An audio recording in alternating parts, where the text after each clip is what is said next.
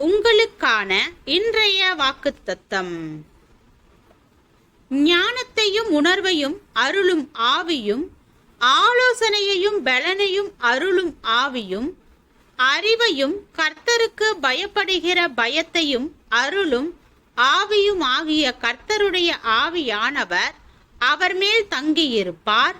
கர்த்தருக்கு பயப்படுதல் அவருக்கு உகந்த வாசனையாயிருக்கும். அவர் தமது கண் கண்டபடி நியாயம் தீர்க்காமலும், தமது காது கேட்டபடி தீர்ப்பு செய்யாமலும், நீதியின்படி ஏழைகளை நியாயம் விசாரித்து, யதார்த்தத்தின்படி பூமியிலுள்ள சிறுமையானவர்களுக்கு தீர்ப்பு செய்து, பூமியை தமது வாக்கின் கோலால் அடித்து, தமது வாயின் சுவாசத்தால் துன்மார்க்கரை சங்கரிப்பார்.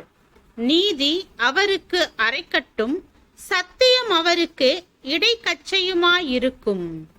ஏசாயா 11வது அதிகாரம் வசனம் 2 முதல் 5 வரை.